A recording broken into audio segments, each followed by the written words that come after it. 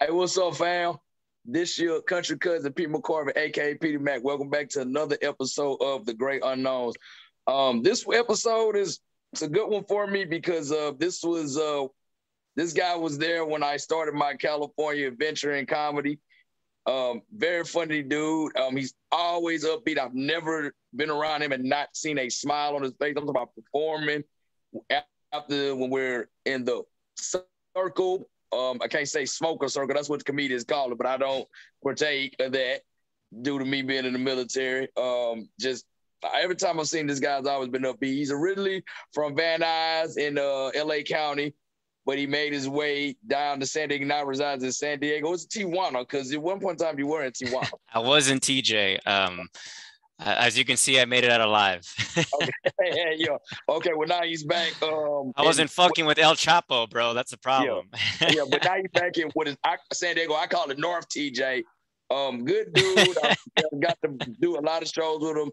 Hung out with him off stage. I don't have anything bad to say about him. Y'all give it up for my man Richie Estrada. What's up, bro? Hey, how's it going, McCorvey? How you doing, brother, man? It's always good to see you. It's always good to hear from you, man. You're one of the few people, and obviously I'm not saying this because I'm just on your show. Real talk, man. Like, out of all the comedians I've ever like met and gotten to know, you're one of the few that I wish I've gotten to know more and never just had the chance to, because you're like busy as fuck, man. Like you're just everywhere. So I kind of like, I really do feel like I only like with the Zoom call, but just to hang out, like I rarely get to happen, but that's just kind of how it is, right? Yeah, that was the name. As a matter of fact, when I pulled up on you and Big Frog, well, I got to figure out a way how I'm going to get him on it because I got a bunch of comedians lined up for like the next month or two.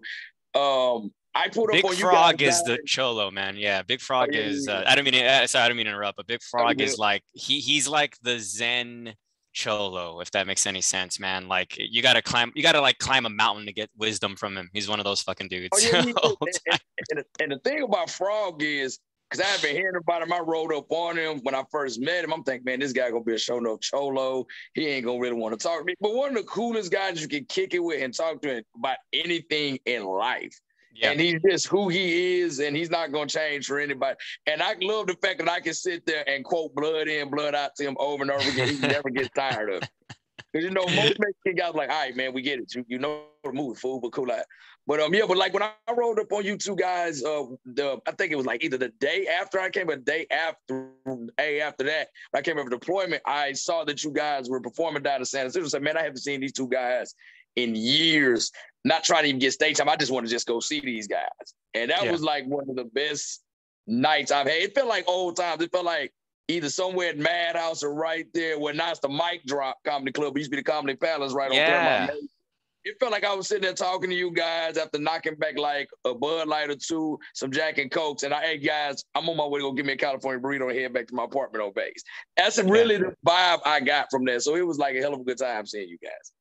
Yeah, man, it's weird, man, because like in comedy, and I'm sure maybe you feel this way, I don't know, but like you're just in the zone, right? So you do your set, you show up, and you get what you get done. Maybe you'll hang out and chill and talk to everybody, but you kind of keep that at a minimum because you got other shit to do.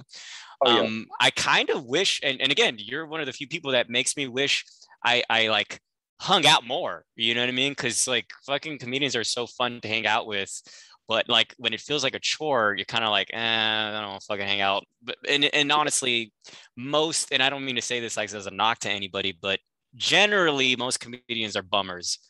Oh yeah, definitely. Oh, yeah.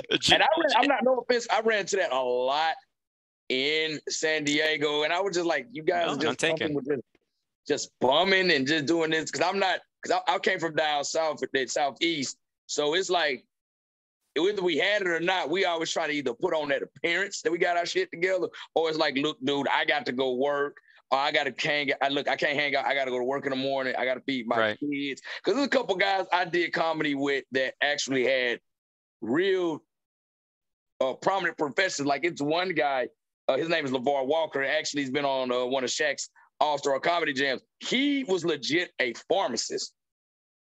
Oh, okay. Now he's on the show on Amazon with Amy Schumer. I forgot what the name of that show is, but he's now on that. But like, it was legit.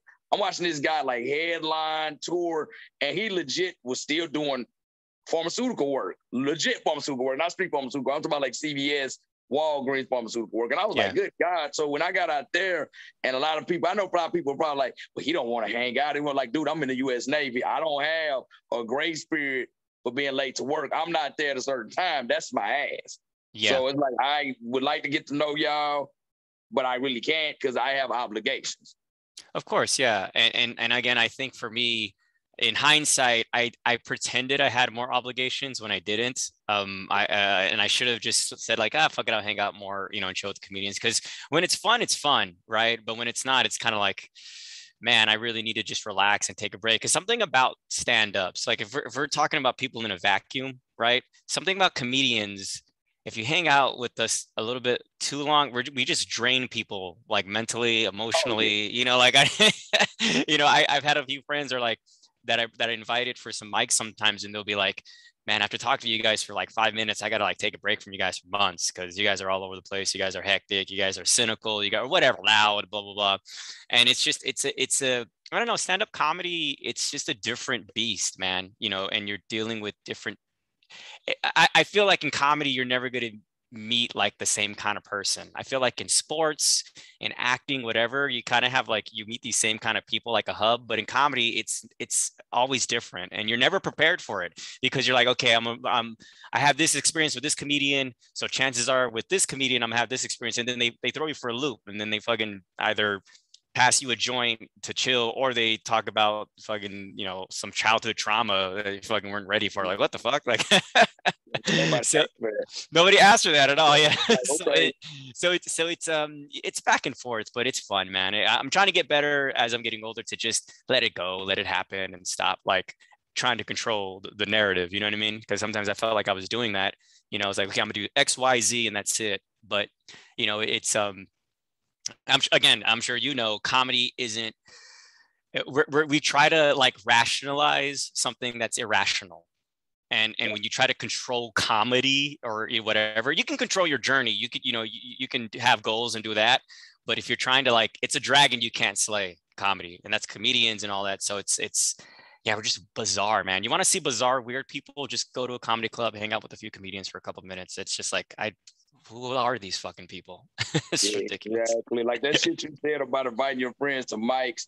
I've done that with like a couple of my friends. They'll just leave like, good God, I didn't think I'll be in fun. I'm like, yeah. But I would warn them though. I'm like, hey man, they're like, I want to hang and talk to you. I'm like, no, dude, this is not like us cracking them out. I'm like, dude, you might want to go home. They're like, no, I want to get there. Then they'll leave like, oh my God. They're like, if I was depressed, I'd put a bullet in my fucking. I was like, I warned you. Because some of the stuff, and I'm a guilty part. I ain't gonna act like it's the other comedians. I've done it a couple times to some people. Sure, yeah, me too. I've definitely done it. Well, not a couple. I've done it more than my fair share of time to people. But it's like we try so hard to make people laugh, and we want to. I think who said it the best was the late great Robin Williams. He said, people who are most depressed. I'm paraphrasing. I don't know if he exactly said depressed. Sure, yeah. He said they love to see other people laugh because they don't want anybody to feel that same feeling that they feel all the time. Yeah. So I definitely, that's one reason I got into it. I mean, matter of fact, I remember we had Suicide Awareness Month in 2016, and it's funny because my mom, she's a civilian contractor for the Navy. They had this up in her office in like 2019 when I was deployed to Africa, and she showed, and a friend of mine who was on the Dewey with me, the ship I was on when I was stationed in 32nd Street in San Diego, she took a picture of it. And the thing I wrote, it said, I will act and give the gift of laughter. I said, because I know a good laugh can change someone's day for the better, especially, hold on, let me rephrase. I said, being someone who struggled with self-esteem a lot growing up, I know that a good laugh can change someone's day for the better. Yeah. So, yeah, no, I feel you, man. And obviously I'm not an expert, but I think when it comes to like, I don't want to get morbid. I know this is probably a big left turn in this conversation. We'll be more cheery in a few minutes, but like for me, like my depression or whatever, sadness, whatever you want to call it, I think it's getting better for me in the sense of I've accepted that it's never going to go away, right? Like you never get rid of that type of mentality. But what you can do is if you familiarize yourself with that thought process and how you think and how you work, and you know how to control it. It's much more manageable. Like for instance, like it's like one of the best examples I was told. Like your mental state is like a wild horse, and you need to put a bridle on it. You're not, no one's telling you to take the horse down or, turn it into glue or whatever. No, you got to train it. You got to, know how to understand what it is so then it could respect you back. And I think like that mentality with depression specifically, or thoughts of suicide, whatever you want to call it, it's like, that's never going to go away. But I've gotten better when I have those thoughts of like, okay, what do I normally do when I'm thinking like this? Okay. I maybe call a friend or read a book. Like I try to find something that to do to combat what I feel, and it's just it's like an exercise, right? Like it's a muscle. If you don't use that muscle, it's gonna be weak. So I try to tell people, about like depression, or at least my depression, that like just accept that you're never gonna get rid of it, but that doesn't mean that you can't fight back and control it and know how to do it. Talk to someone, talk to a friend, relative, watch your favorite movie. It's crazy how like the one thing that like takes us down, which is depression, if we really took a step back, we have like a billion tools to deal with it and to continue to move on. Sarah Silverman's one of my favorite comedians, and she said, the reason she doesn't want to kill herself, she is because she knows she's gonna die one day. So why not see how the rest of it turns out? you know, and like That's right. I like that. I like that outlook. I like that outlook too. And yeah, sure, it's kind of like easier said than done, right? But my response to that is, fuck yeah, it's easier said than done. It has to be hard when you do it. It's difficult. It needs to be, because that's what real change is. That's what, like it's not like I'm gonna go to the gym, drink a bottle of water, come out and think I'm going to be ripped. No, dude, you gotta fucking like. There's so many. Yeah, you gotta pump iron. There's so many people and there's so many things like for you to work out and figure out. And trust me, and for someone who I don't go to the gym that much, but I work out occasionally. When I'm like lifting 10-pound dumbbells for a minute, I don't have time to think about being depressed because that shit hurts after a while. You know what I mean? So it's really just, again, easier said than done, sure. But, and then to bring it back to comedy, um, gosh, man, like we're storytellers, dude. Like I don't care how advanced technology gets. In the end of the day, we're no different from the cavemen who sat down in a circle in front of a fire and told stories, to entertain each other, to find things that connect them to one another. It doesn't change. I mean, like you and I mean, when you think about it, we're having a fireside chat right now. It's just on the fucking internet. Like it's it's really no different in that context. So it feels less lonely with comedy and I don't know, man. I feel less alone when I know I can reach out. And how I do that, of course, is different from how you do that. But even with our comedy, it's going to be different with how we do it. But it's important, man. Nobody wants to be a fucking static, dull, monotonous fuck. Like, you're not here for that. You're not here for that. You're really not. Like, sure, systematically, you have to work. You have to kind of put up a front so you can make a paycheck day by day. Sure, hey, I'm not against that. Fine, we all got to survive. But like, besides that, gosh, man, like you're only here one time. Fucking have fun, enjoy it. And when you do feel like shit, reach out. Don't like shut yourself off. And I think a lot of like, and I'll get off this, but I think a lot, especially like most people, maybe our generation and the younger generation, even the older generation, we kind of have the stigma, right? Like, you can't think this way. You shouldn't feel that way. I mean, what are you doing? It's like, it's like you're being penalized for being a fucking human being. And I just, I feel like comedy is one of many ways that I try to, say to my depression, fuck you, you're not going to win.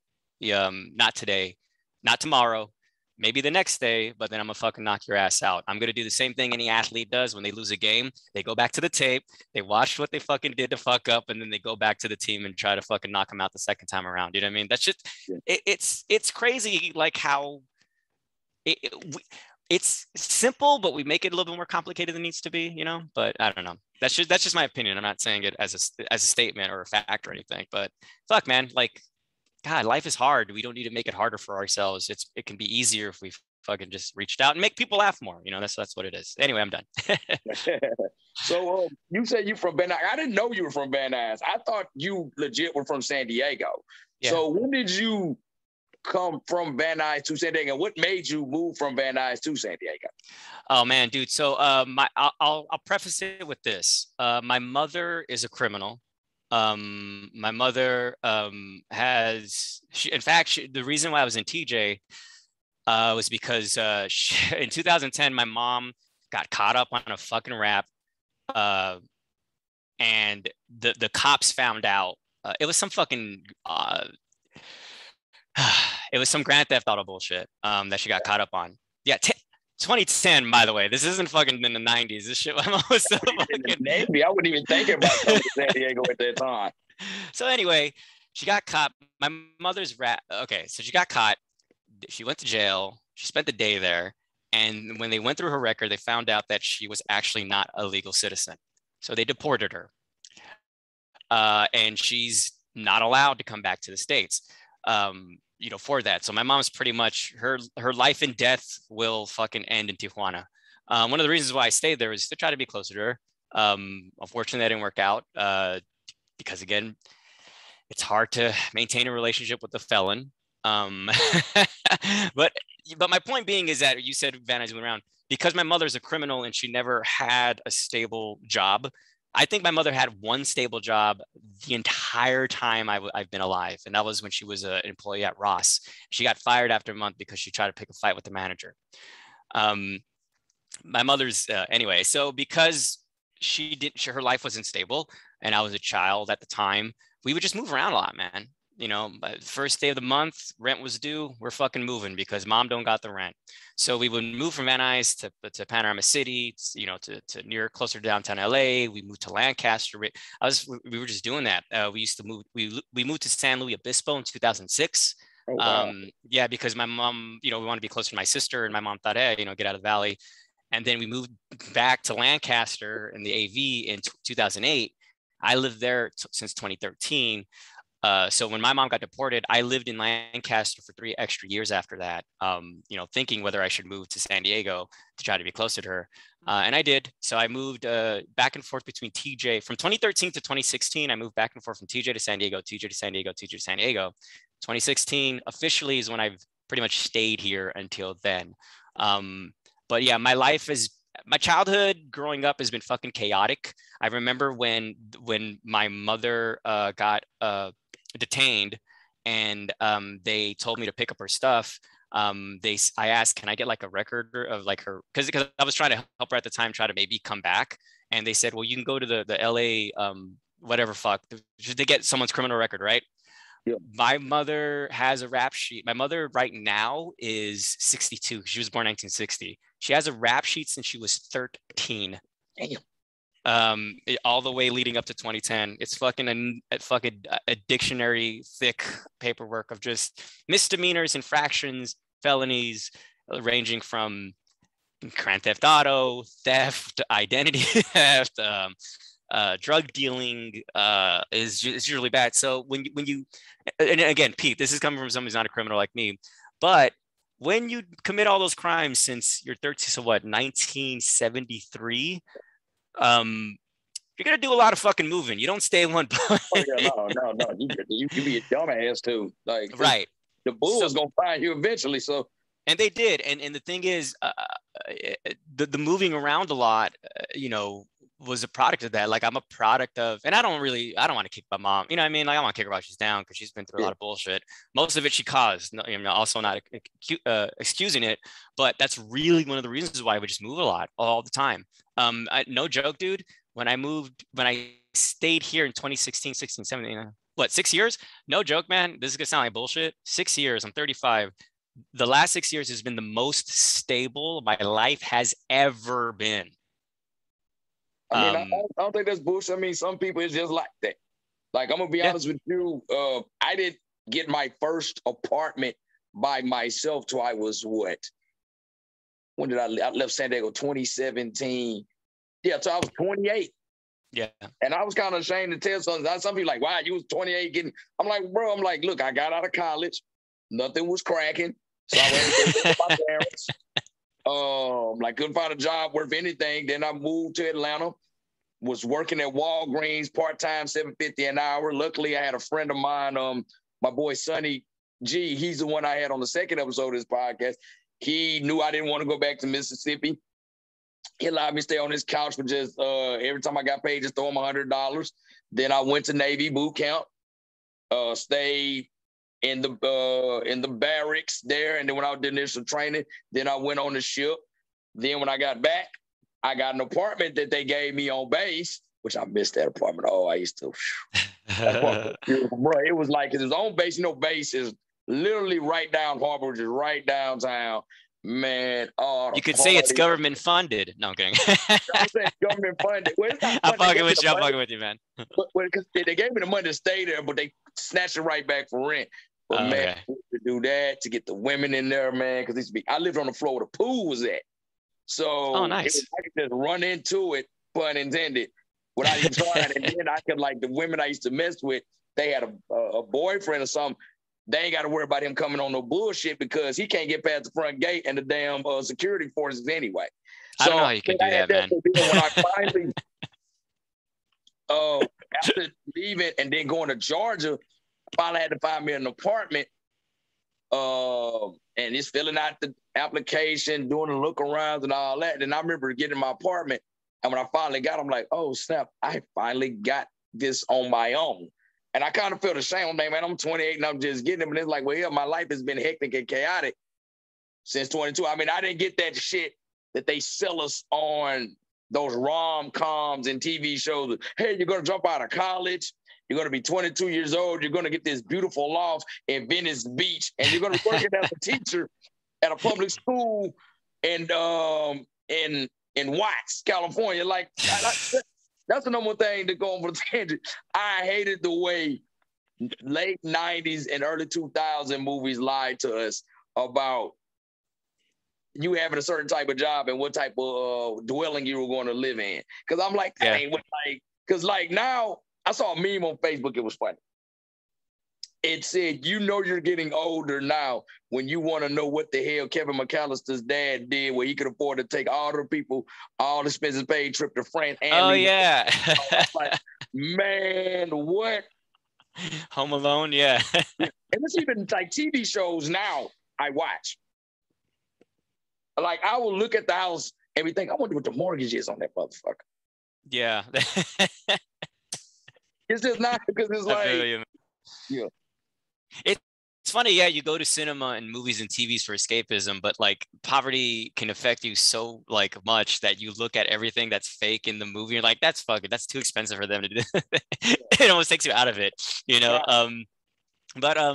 Yeah, I hope you don't mind. I actually wanted to come back to that, what you said earlier, because I like your Instagram shit where you talk about like how you're your girlfriend, your son, and you're like I love that shit, man. It's funny because you do the cigar but real talk, man. Like as someone who's been single most of my life, man, I don't know how you can do that shit. That's just stressful as well, man. Like being like a side guy or a side piece guy. Like, dude, I can barely deal with my own shit, and then you're taking like all this like grief and drama, man. What's up with that? Here's the thing. I can credit San Diego with having me just appreciate being a side dude or a professional side nigga. And it's just funny because when I got to San Diego May of 2014, Labor Day weekend 2014, but we had to leave on deployment for 3 months. I didn't really get to like experience San Diego like that. So when we come back, now I'm starting to hit the stages again. I'm starting to hit the stages and I'm starting to try to go out and date. But I would constantly meet these girls. I wasn't in San Diego long enough to realize how flaky the dating scene is and nothing like that. Because I was just there for 3 months. When I get back, you meet these girls, you text them, you call them, everything is good one moment. Then the next thing, you can't hear from them. They won't text back. You text them, they'll text back 3-4 hours later. So it was one chick I got some leadway with. And I was still playing in culture because I met her at a concert and I'm like, oh, we just at a concert drinking, whatever. It's not going to be nothing serious. So I remember going outside. It was Thanksgiving 2015. My car had got totaled. I had Nissan Versa. It got totaled. Like, matter of fact, I was going to, did you ever do, you remember E-Rail, right? Of course, yeah. I follow him on Instagram still. You remember that room he had right over there, right across from Sports Arena on Sports Arena Boulevard? I don't know what the name is. It changed name like 250,000 fucking times. It did. It really did. It was one Friday. I want to thank Mike DeVore, if you remember Mike DeVore. He actually lives in Seattle now. He lives here. He got a Navy's in Seattle. So I think Mike DeVore was performing that night there with some other people. And I was going to try to get on. I'm like, I fuck with Mike. I'm going to just go over here, just check it out. Some nights I just go down there, check it out, and then maybe go to PB or Mission Beach or OB or whatever the mood took. Dude totaled my car, so I didn't think about it. I come back from Thanksgiving. I told the girl, hey, my car got hit. I need to drop it off to get it. Well, she's like, okay, well, I'll come get you. And I take him like, okay, well, she's thorough. So then after that, like, she dropped me off. I talked to her on the phone, and they can't never see her in person. Then look up, she has a whole new boyfriend. I'm like, the fuck? So it's a guy at work, and I'll never forget him. I ain't gonna say this guy's name because he just got promoted. But he's a white dude, but it was funny when he said it. So I'm like fuming at work, because by this time I done had it with San Diego women. I'm like, this is bullshit. And he said, hold up, bro. He was like, you ever been with her? He said, man, this keeps happening. He said, wait a minute. You ever been in these women's houses? I said, no. You ever met their friends? I said, no. He said, and it fizzles out by like after a month or two. He said, yeah. He said, bro, I'm going to be honest with you. He said, you a professional side nigga. I said, what? He said, you a professional side nigga. So I was like, they kept calling me that because it keep happening. And I remember I had one I was dating.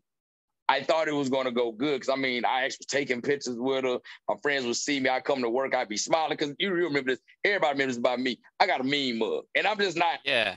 I'm just not a mean dude, but that's just I got resting bitch face. So all my friends you know, can I stop you real quick? My favorite thing about you is that I know you're pissed off when someone says something that you don't agree with, and you do the that what the fuck look, like you kind of back up a little bit. You know what I'm talking about, right? Like you got like what? I don't, and that's it's so subconscious because I don't even realize I do it, and somebody like, you did it again. I'm like, shit. But that's hilarious though.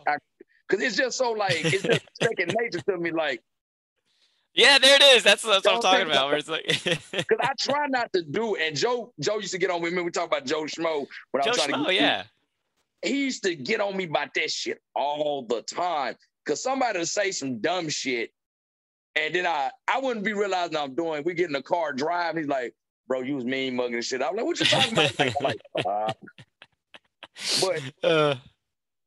So it was that, and then that fell through. That little situation I had fell through. And then my friends was like, the professional side nigga strike again. Yeah. So then I just ran with that. And then when I hit my 30s, I started realizing, hell, half the women I'm gonna meet are gonna be single mothers and shit like that anyway. Oh, yeah. And one thing I always found funny, because a movie I like, I'm gonna say this because it's not about me. I used to love to watch. I like Baby Boy. I don't like the movie Baby Boy, but I used to like Melvin and Baby Boy because even when I was a little kid, I thought Baby Boy was a stupid ass fucking movie. They was too toxic for each other. At the end, Jody should have got his ass killed. I said, you know what? The only guy in you who was worth the damn was Melvin. That was Ving Rhames, right? Yeah, Ving Rhames was Melvin. That was Ving Rhames' character, yeah. Yeah, I was like, he was trying to talk to this little fool. He was a hardworking guy. He let that boy get away with a lot of disrespect before he finally just yoked his ass up like, hey, I ain't going for that shit no more. And I've kind of dated a couple women where it's like that. So then when it went to where the snacks was and like all that taking their snacks, I'm like, you know what? This is probably going to be me being in my 30s. And after that, because my dating pool, a lot of people, I remember when I got to Georgia and I was dating, a young girl I had worked with, she was 21. My homegirl, Barbara Rayner, she's from Texas, Mexican chick. She was like, dude, you need to stop dating women with kids. I said, sweetie, I'm 30-something years old. That's like 95% of my fucking dating pool. Yeah, no, it is. And that would be very like, and just my opinion, like, it's kind of delusional for any guy, I'll say guy, it's delusional for any man at a certain age to think that he can go into the dating pool and think that no woman he's going to date is not going to have a child at some point in their life. It's just fucking like, what do you expect? Like, and then you can't get mad at that. It's like, what? You fucked someone before you met me? Like, are you? Yes, of course I did. Honest to God, I'd like to see that you got children because that lets me know that you are fucking. Yeah, there you go. And you know, like yeah, go ahead. You can't use that excuse like, oh, I don't do that. Really? Because you got 2 receipts that show that you do. My favorite one, I dated a girl who had like 2 kids, and she said to me, hey, you know, just to let you know up front, so we're clear, my kids come first. I'm like, good. Thank you. You're supposed to. Yes, you're supposed to. Like, well, I'm not gonna hang out with a chick that's fucking a delinquent. Like, are you kidding me? Yes, please be a mother first, you fucking idiot. Like, not trying to. You gotta have those talks because something I recently got out of. I remember she was getting off the plane. Her first thought was to come see me. So I remember, I think a couple of days later, me and her had an argument or some shit, and I called my mom trying to get some advice. And I was telling my mom everything. My mom said, hold up, baby. So you mean to tell me this woman been gone for a week, stepped off the plane, and the first thing she can think about is coming to get your dick instead of going to see her baby? Mm-hmm. And I said, yeah. And my mama said, if you get that girl pregnant, you deserve all the bullshit to come your way. That's great. I'm like, what you mean? I said, she clearly showed her priority ain't on her kids. She said, and I know what you're doing. I said, what you mean? She said, boy, I know you. Yeah. She said, I know you. Said, you're just like your daddy. And I know him. Obviously, I know him. You wouldn't be here if I didn't. She said, if you get her pregnant, whatever she does, I ain't got no sympathy for you. That's fair. That's had fair. to think about it. And I'm glad that feels out because that motherfucker was sorry. But I digress. No, but hey, man, look, I'm a firm believer of, sure, we're different and people are complex, but when you really break it down, we're creatures of habit, right? Like when you and I'm guilty of this too. My sister will constantly say, wow, you've been doing this or talking this way or that way since you were like a teenager. I'm like, that's just my habit. You know, that's just, I guess that's just who I am. And sometimes all I can hope for is that like, it doesn't push the people that I love away. You know what I'm saying? And like I'll be annoying and I'll be obnoxious and I'll be whatever, but I hope I'm not toxic. You know what I'm saying? But yeah, like we're creatures of habit. So like for your mom to say something like that, that's fair. It's a fair thing because after a while, we just have a certain behavior over time that's just our identity to a certain degree. You hope it's not the case for everyone. You want people to change for the better, but it's up to them. And sometimes people are so stuck into being who they are, they don't even see it as a mistake anymore or a bad habit. You know, something as simple as, I don't know, fucking slurping your drink. Oh yeah. Like some people are like, oh, that's fucking annoying, bro. Like, really, it's not annoying to me. I've been doing it for 30 years. You know what I'm saying? Like, it's yeah. But for, again, man, I don't know how you do it, man, with the dates and the man. My last date I went on, bro. Just real quick, my last date that I went on was like in July, and it was actually a girl that I did a porn scene with. And we were kind of hooking up a little bit, nothing serious. And I don't know. Okay, this is probably my fault. But this is how I know, like, I can't handle like relationships or whatever or other people. When she asked me, hey, would you like to go out? My first thought was, how much is this going to cost me by the end of the night? It wasn't, I can't wait to see you. It wasn't, oh, that's great. It was, how much is this bitch gonna cost me, man? Like, I don't want to deal with this. I'm already seeing the check in my head. And I'm like, that's not a good thought process to have, right? Like, nobody should be thinking that way. But I do, because I'm like, fuck, man, how is someone gonna get in my way and today, this time, and that's why I like dating for me, man. Don't feel bad because literally I just hooked up with this older chick, a cougar, mind you, which makes me happy because I thought since I gained a little weight and all this, and I'm getting facial hair, I'm getting all my facial hair. I thought, and then people say you're actually starting to look your age now, or look how you sound, because I know I sound older. But it showed me I still got it. So me and her left the spot we were at. We went to her apartment and we hooked up. And how you said about that check, most guys after we hook up, we feeling on cloud nine. We like, I'll be feeling like a man when I walk through, if you meant that song. I'm sitting there laying there in the bed thinking, fuck, Popeyes just closed. That's the I first need to get thought that. that ran through my mind. Did So you I get get that? it with you talking about, I wonder how much this is going to cost me and all this. And I'm glad you mentioned porn because I forgot that you did porn. I do porn, yeah. I mean, well, where'd you like to start, man? I mean, What like, how question? did you get into that? Because I was going to try to segue into what you got to start doing. How did you get into doing porn? So honestly, man, I mean, look, I've been watching porn since I was a teenager, right? And I've also just loved like movies and shit.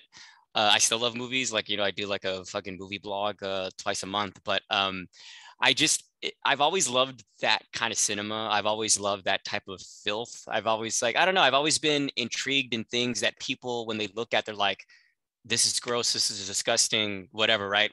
I love shit like that. I think you can get a better conversation with a pervert in a fucking movie porn theater than you could with some fucking rich bitch in Del Mar with a fucking sun hat who really, she has a glamorous life, but she's not interesting. You know what I'm saying? Yeah, half of them be some nasty motherfuckers. They be doing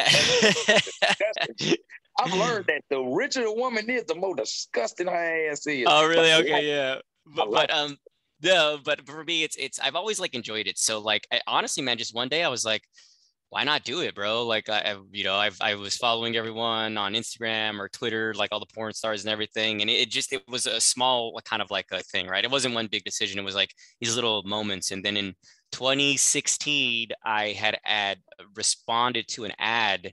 It was like a fucking orgy ad, like we need like a couple guys to just fuck all these girls in Chatsworth. And Chatsworth, again, I'm from the San Fernando Valley, so that's porn capital of the world. I grew up like in the fucking porn capital of America, so kind of, it's poetic in that way, right?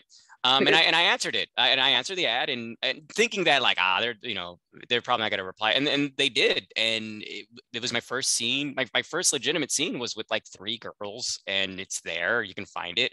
And I was like, I want to do this again, and then it took me about another year. My second one was in Riverside County, Ontario. That was fun. And it wasn't until 2018, I started consistently working with a production company that I work for now. And then they just hired me 2 years ago. Actually, to be like an actual employee, not someone that they just call up and say, hey, you want to do a scene, but like I actually help with the website. I actually, like I get a check. I get a check, like, and every now and then they'll say, hey, we got a scene. Do you want to, do this, and do that? And I'll get some extra money added to my regular check for that scene. Yeah, man. Like, I mean, again, this could be a different podcast. I'm sorry if I'm not going into more detail, but it really was just, honestly, why not? Like I enjoy it anyway. It's kind of fun. I mean, and I've been fortunate enough to like make friends with like a lot of people in the industry, and I just like dirty shit. I think that's what it is. Like hey, I bro, like you were getting paid to fuck women. That is like every man's dream. So, and I mean, have you been with anybody notable? Have you performed with anybody notable? Notable. To me, yes. Like, for instance, my first scene I got to shoot with Rachel Rox, Jennifer White, and Brittany Amber. See, that's the thing. Yeah, like. Well, let me ask you something. When you say notable, who's famous to you in porn? I'm talking about like Mandy Muse. Mandy Muse. I don't mean to cut you off. Sorry. Funny enough, she actually in 2014 she did one of her first scenes for the company that I work for. Okay. Yeah, because I know she's from San Diego. Yeah. And what's crazy was that I've been doing blogs about the models. This was one night I just did a blog for, actually. I never met her. I haven't met her. I don't think I ever will meet her, but I know who Mandy's Muse is. She was Melissa Book. That was one of her earlier like names. Okay, yeah. But I know who Mandy Muse is, and I would like to meet her. But yeah, Mandy Muse. Who else? Who else do you think is famous? I know you ain't met Alexis Texas. I ain't gonna even think about that. I don't even think. I don't even know if she's doing porn anymore. Shit. Who else? Because the thing about me, I'm weird when it comes to porn. Because like I'll start looking at some chick scenes and like, ooh, she's nice. She's nice. They look them up. They've been out the game for like 7 years. Yeah, that's true. You know what's funny, man? I'm sorry. Go ahead. I'm saying I'm always one of them guys. Like I've always been behind on trends and everything. I said, damn, I'm behind with my porn. You know, it's funny, man. And I'm not like joking when I say this, because you know how like when you do a set at an open mic Yeah. and you record it, right? And you go back home and you watch what you did, and okay, I can do this better for the next one. Every scene that I've done, I watch my scenes like that. Like I watch all my scenes and ask myself, what can I do better next time? I mean, I'm pretty sure a lot of porn stars do that. Like what was like? I'm trying to ask it. I wouldn't know. Like I'm just about to say, if your favorite scene thus far. I mean, like if you have that I've done. Yeah. My favorite scene let's see, man, dude, I've done like more than, gosh, I've done a lot now, man.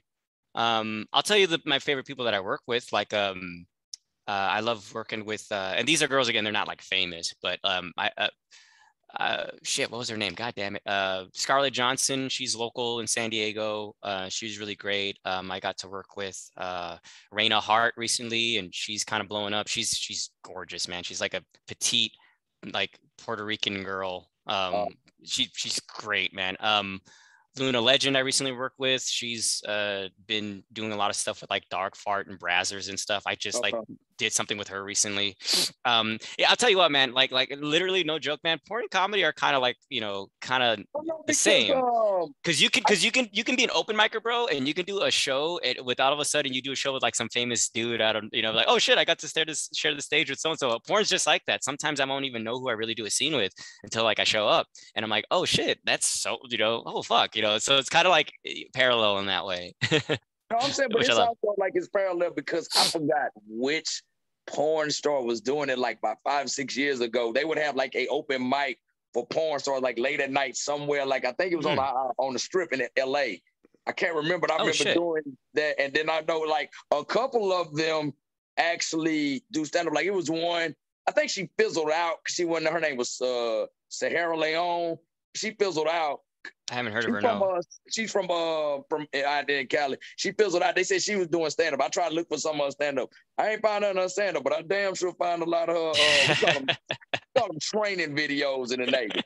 We call them training videos. So, but that was scaring me because I think you said you were working in 2017, right?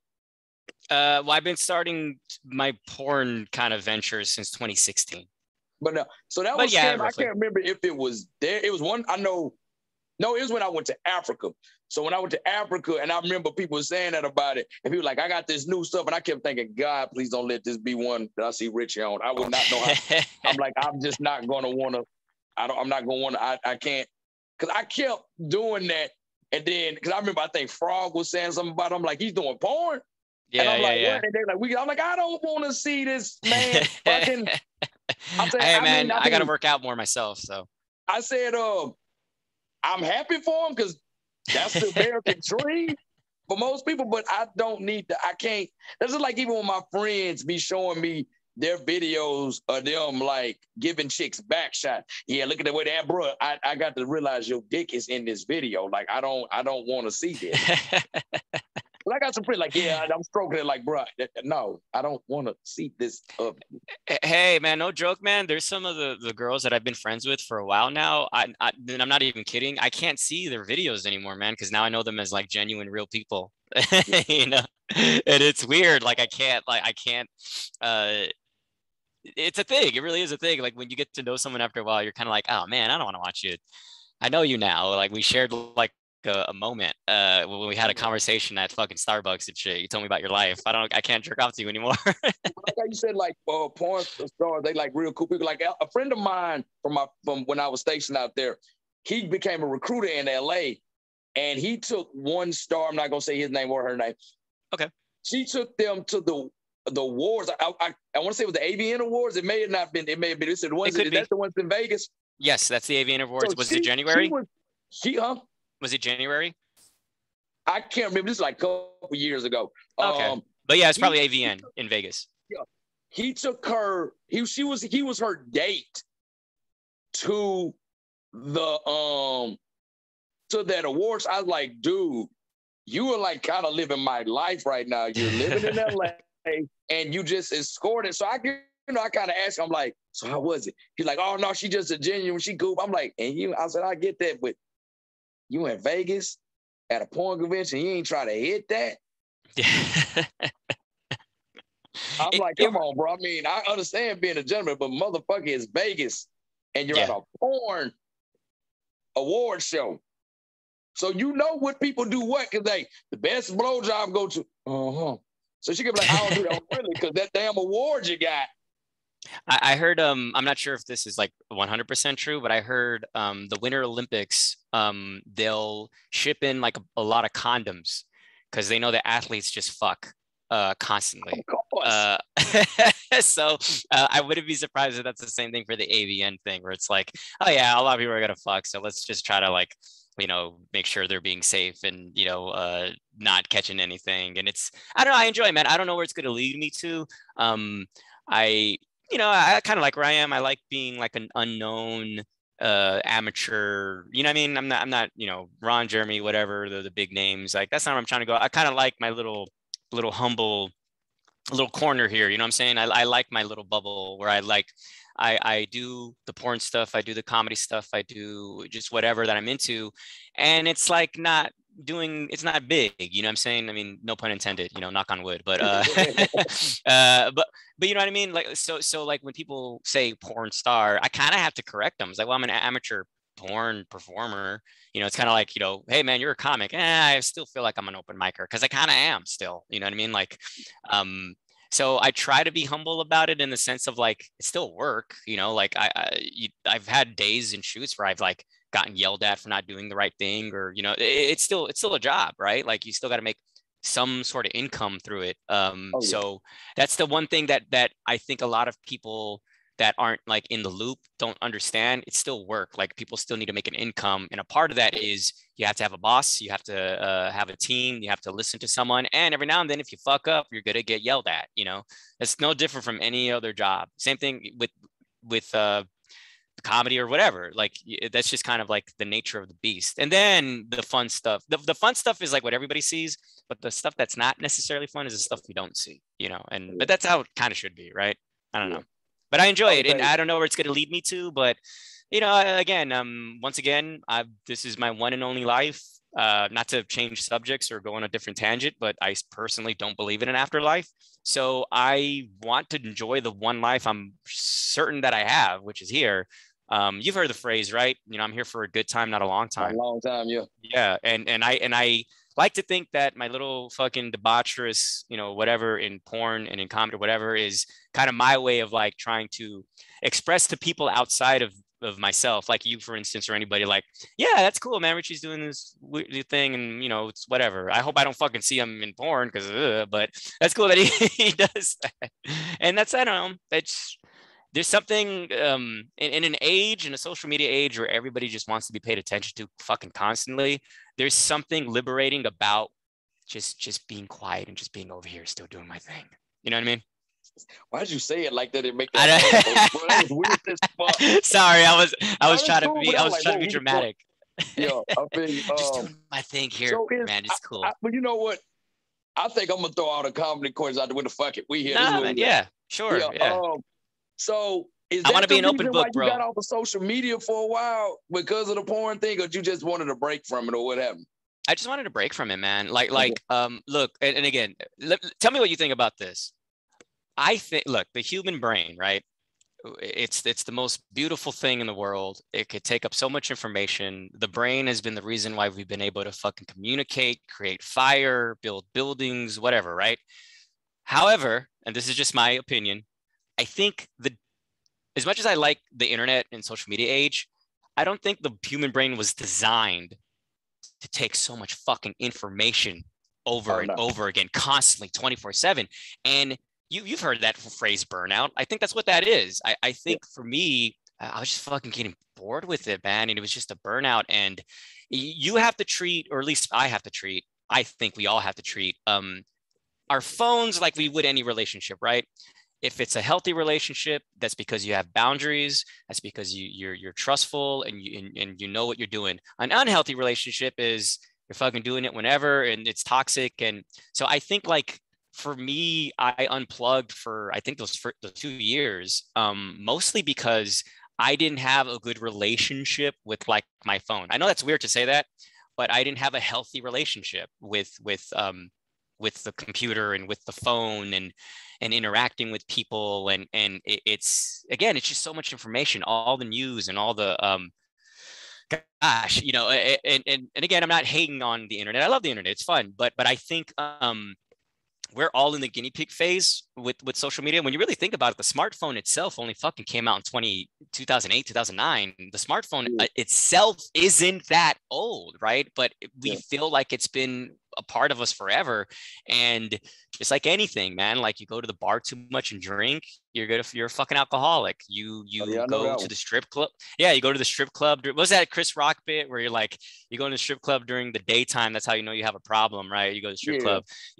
Same thing with your phone. Same thing with anything. If you overeat junk food, you're gonna fuck up your stomach. If you're on the fucking phone constantly, you can't be doing your brain any fucking favors.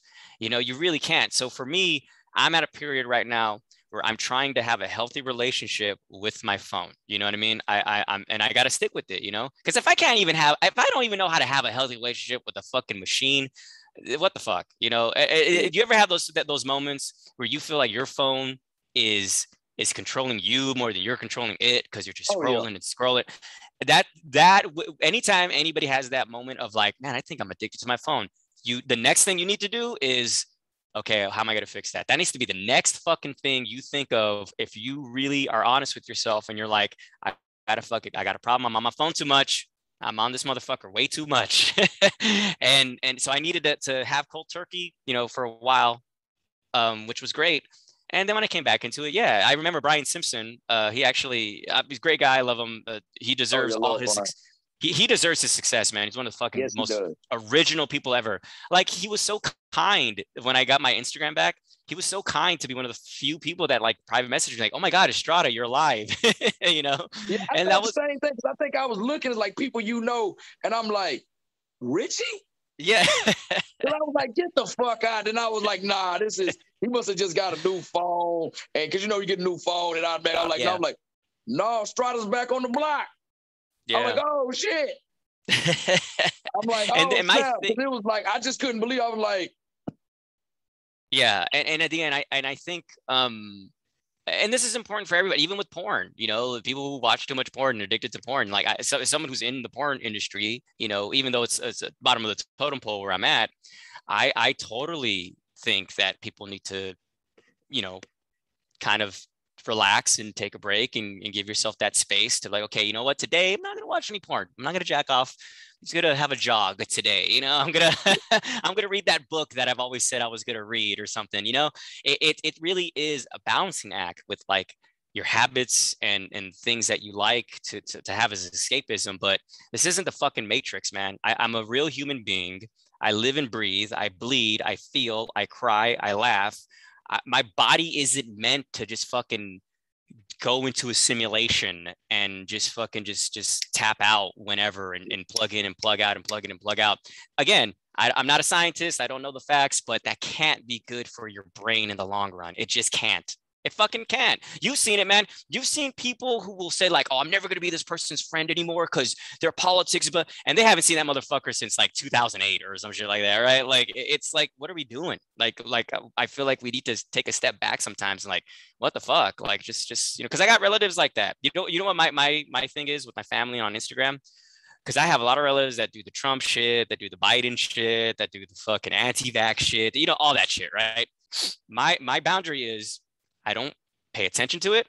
If they post anything that's family related, I'll like the picture. I'll comment, I miss you guys, and that's it. But I won't bring up the fucking, you know, the goddamn, you know, Biden stole the election. Like, fuck you. I don't care about that. I care about you, you know, so stop it. I don't know. Again, I'm gonna get off my high horse, man. My bad. Well, it's the thing. I'm gonna be honest. If it wasn't for comedy, I would get off of social media. I told people that's the only reason I'm on here, right? Because it's a cesspool and it's dystopia, man. And people are really, it tricks me out because like I'm always was the shit the way life was.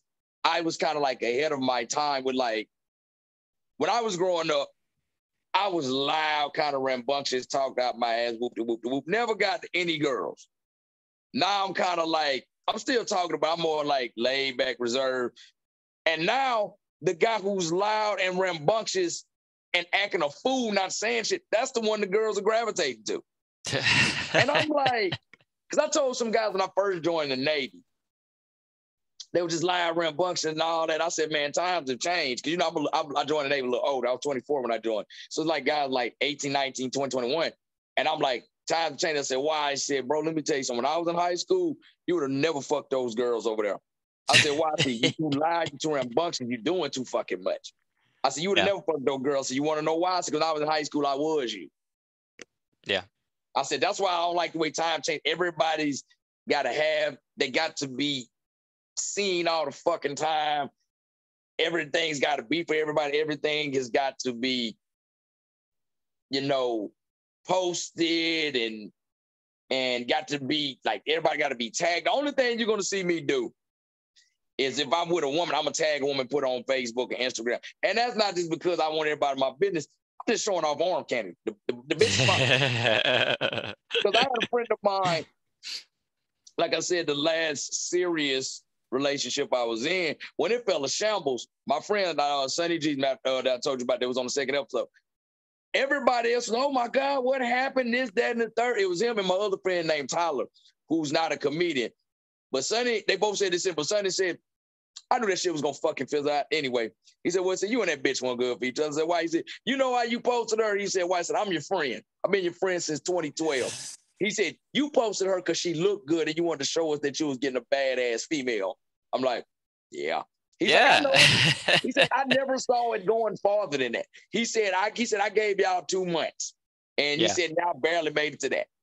And that's the thing, man. Generally speaking, I think that's kind of like I'm gonna say specifically with men, it's a status thing, right? Like we always have to have, we got to let somebody know that we're important some way or another, whether it's like, you know, a girl being next to a hot chick or standing in front of your good car. I don't know what it is. I mean, maybe it's just a fucking animalistic thing in our brain that we like to do, which is fine. It's pretty cool. But for me, my take on it is, yeah, but it's momentary and it kind of comes and goes.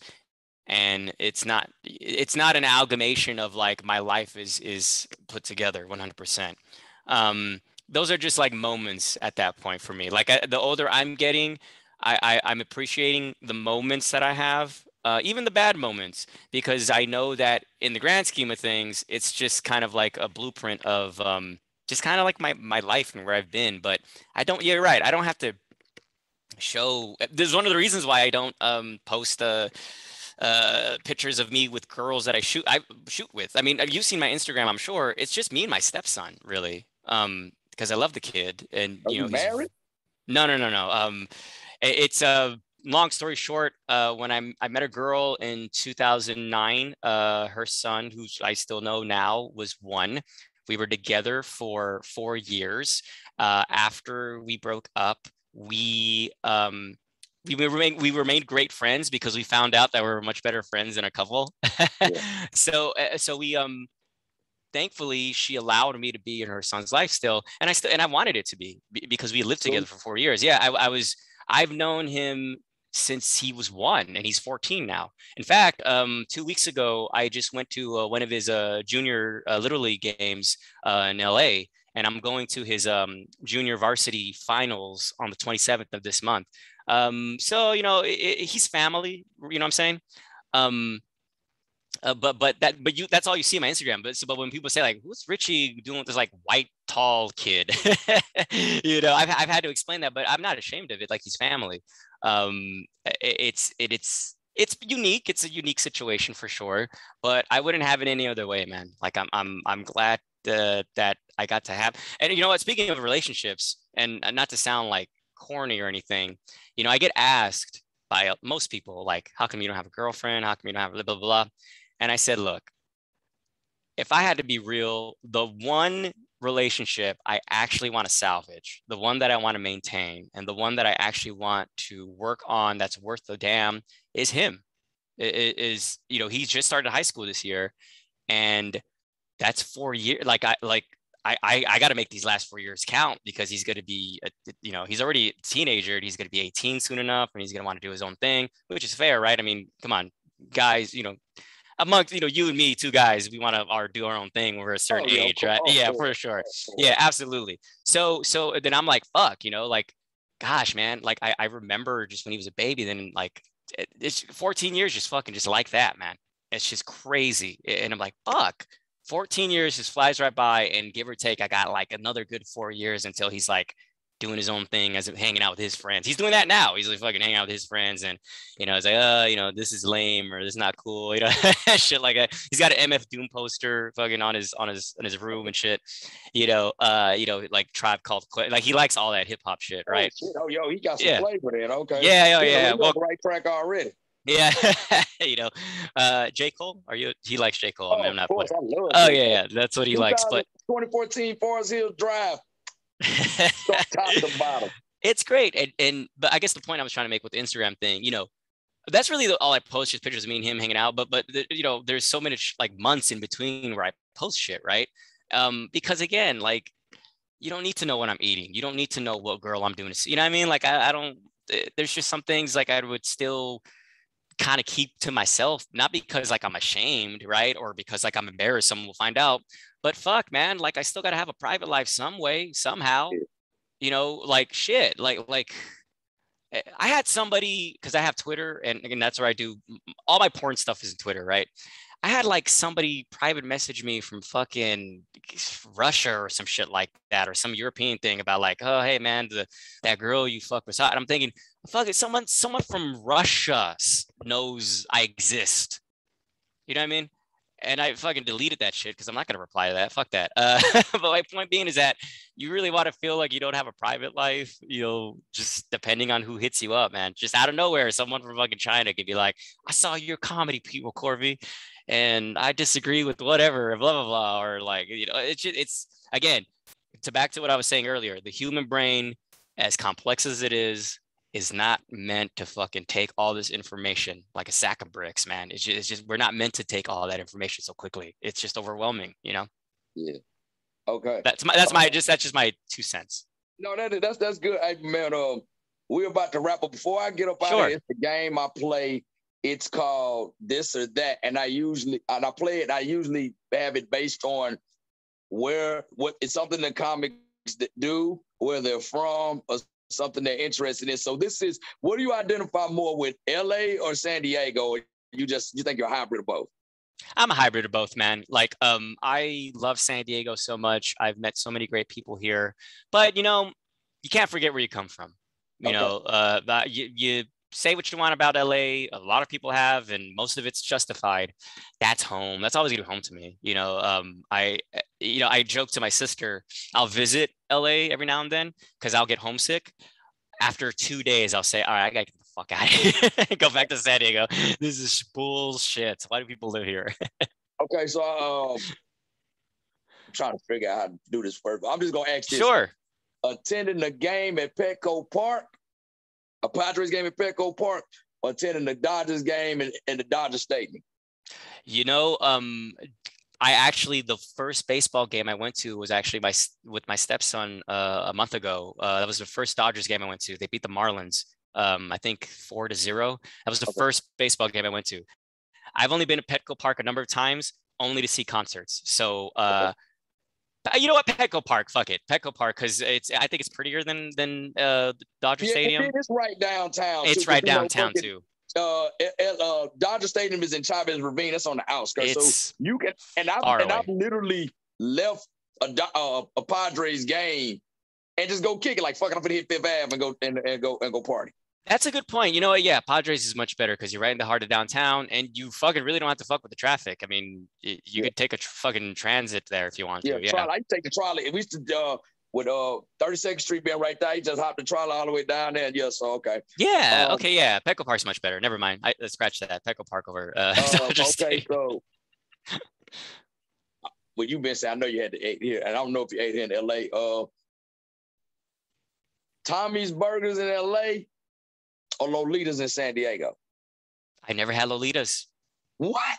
Never had Lolitas, man. Okay, well, let me do that. Tommy's in LA. I got to go to Lolitas now, though, because I've heard of it millions of times, and I'm sorry to say I haven't been there yet. You got to go to the one that's right by the 805, right there in Chula Vista. Right as soon as you get off right by Telegraph Canyon, that's the old, that's the original one. Is that the one? Is that the one where the Dunkin' Donuts is at, and the Popeyes and the McDonald's and shit? No. If I think that's the one that's by, no, that's not Popeyes there, because it's two that's close. You got that one that's right by Telegraph Canyon, and then it's got one because I stayed up the street with a friend of mine when I first got back in San Diego. It's by, I think it's an Albertsons, a McDonald's, and a Subway. That's in like that little comp. But oh yeah, okay, yeah. No, I got it. You know what? Fuck it. I'll go tonight and text you about how it went. Let me rephrase that, because if you ain't ate at this other one I'm about to say, then you don't do San Diego at all. But let me rephrase that. Tommy's Original Burgers or Tacos El Gordo? Tommy's. Something about just the nastiness. Like it's just such a fun, filthy, just food. Tacos El Gordo, I feel like is it's great, don't get me wrong, but it's kind of like the very like hoity-toity Mexican food in a sense, you know what I mean? Like everybody that gets kind of cool. Like and no disrespect, but when you got like white bitches in La Jolla, like we're going to Tacos del Gordo, like fuck you, you fucked it up. You fucked it up. You fucked it up now, man. We fucking let the white. This is what happens when you let white people into your shit. They fuck it up. So yeah, Tacos del Gordo is like the gentrified fucking Roberto's. Quick question. Did you ever eat at the Tommy's that's right there on Claremont Mesa by what is now Mike Drop Comedy Club? Did you ever ate that one? Oh yeah. Does it equal up to the OG one in LA or no? I think the food is the same, but when it comes to like chilling and telling stories and hanging out and just shooting the shit, nothing beats the original in LA, man. You could fucking just be at the parking lot, be at the parking space, fucking sit on the hood of your car, fucking just fuck around, you know? Like I feel like we don't have places like that anymore in general, man, where you can just go to a place. I don't remember, did you ever see ATL? Yeah, I saw ATL. Yeah, I remember like they would go to the skating rink every Sunday. That was the thing that everybody in the town did. And it's the thing about that skating rink is not on the, I used to live in Atlanta. That skating rink not on the south side. That skating rink on the west side. Oh, that skating rink on the west. I call bullshit. Inaccuracies about that movie once I live in Atlanta. I'm not gonna go into. We'll be. Okay. Yeah, but I mean, no, I mean, so I definitely seen ATL. Hell yeah, that's one of the reasons that made me want to move to Atlanta. Of course, Little Big Brother. I stayed 2 blocks south of the old baseball field, Turner Field. I stayed 2 there, but all right. So the last one. So with you being in porn, you said you always loved the movies and you just loved it. So are you a connoisseur like classic porn then? Yeah, I like retro porn, vintage porn. Yeah, retro porn. Debbie Does Dallas or Deep Throat? Deep Throat, because I think it has more of a cultural influence. You know what I mean? Like it has more staying power in the mainstream. It's kind of like what's a good analogy? You know how, like, for instance, like NWA's Straight Outta Compton is like the masterclass, great example of what a gangster rap album is, right? And then a few years after that, you have a lot of good other ones like The Chronic and Doggy Style. You know what I mean? Like you have, okay, they're but they're followers of like the thing that started. Deep Throat is like the trend setter, and like Debbie Does Dallas is like the trend follower. You know what I'm saying? Okay. If that makes any sense. Yeah. You know, like if you say like, hey man, what gangster rap album should I listen to? It's, for me, it's always gonna be Straight Outta Compton. If you want to know like the blueprint of what the fuck this is, you listen to that album, and then you listen to these albums that kind of let you know like, oh, okay, this is how it's changed over time. That's kind of like my kind of thing with Deep Throat. Yeah. It's got a bigger foundation. Yeah.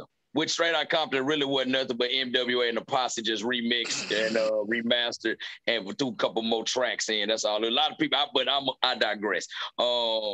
It's a great album, man. It is. It's funny because I remember I was listening to it before the movie came out. Yeah. And I remember pulling up, like listening to it, and people was like, "Oh, you on the band?" Because I remember rapping "Dope Man" word for word in the theater. People were looking like, "How do you notice?" I said, "Because I listened to the fucking album." Yeah. I remember, it's funny, dude. I remember I took no joke, like 10 years ago, 15 years ago, I took a African-American history class. And we actually talked about like like the Rodney King riots and everything, kind of like that late 80s, or like kind of like the Reagan era, kind of leading into like the Rodney King, and what that meant like in you know, in America in that time, right? And I remember my teacher saying like, okay, we actually saw the Straight Outta Compton music video, and you know, she was like, you know, believe it or not, this video at a time was just banned. It was just banned. You couldn't watch it anywhere. Watch it anywhere. And it's funny because it really goes to show how like times have changed. If you really watch that video, it's just like Eazy-E running a lot, and then like it's a like few clips of like cops. It was fucking tame. I remember I finally watched it. I was like, because my brother, I had two brothers who were like 12 and 13 when that shit came out. So I remember like, y'all couldn't watch this. He said, bro, it was a whole nother time. For sure, yeah.